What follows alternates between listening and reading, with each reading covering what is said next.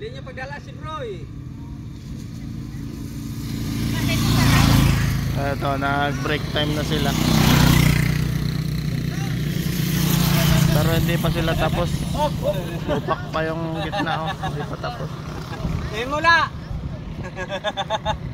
Broy. Hindi pa sila sa. Muna.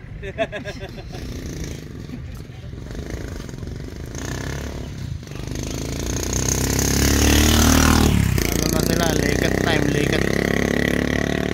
Yung sigarilyo ng mga legend. Yung tabako na binalot sa dahon ng duhat, lumboy kung tawagin sa iba.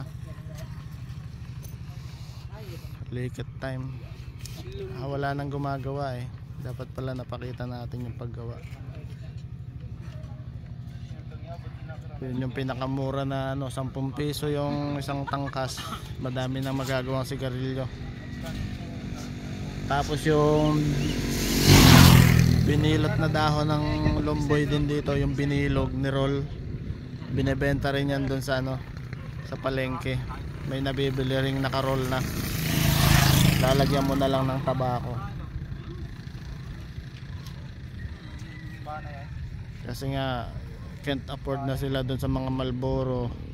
Kung bibili mo kasi yon, magkano lang yung daily nila. Bibili mo pa ng pang bisyo ng sigarilyo. Mahal ng ngayon. Mga 10 piso na siguro ang isang stick. Sa isang araw, ilang beses ka magyoyosi. So magastos, no? So likit na lang yung natin nila. Mas tipid pa.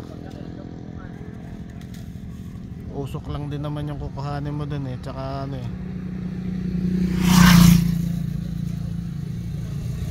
eto, mas mabango daw yung mas mabango daw yung amoy ng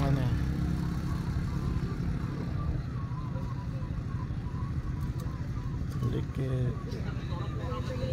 So short break lang sila. Yung short break nila, wala akong nakitang kinain nila na tinapay o ano pa man. Yosi break lang talaga sila.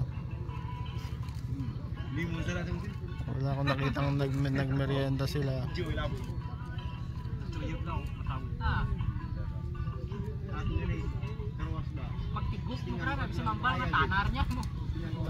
Ayun, mayroon sila sa ilalim. Meron silang kinukukot doon na cornex siguro. Ayun lang.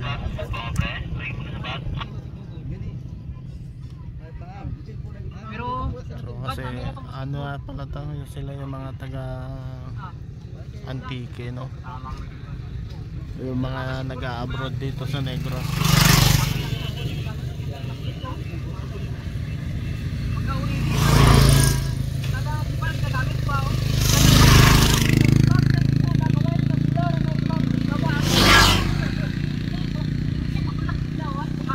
So yung trabaho nila kanina, ang nakita ko, dalawa yung medyo nadulas dun sa may unang bahitang. Buti sa unang bahitang pa lang ng hagdanan na yun, ng Indamyo. Doon pa lang kasi medyo tabingi yung nadudulas sila. Buti hindi sa gitna. Kung sa gitna yan, medyo may bali.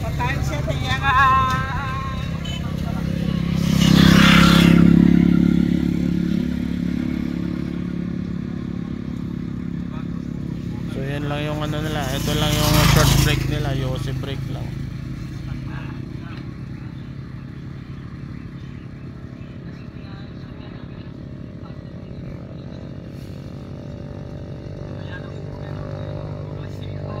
Kaya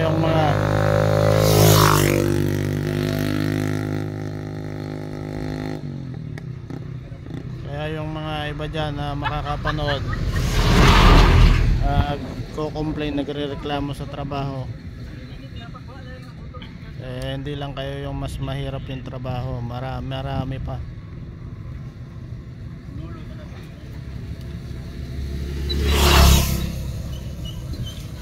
Oops, may aso.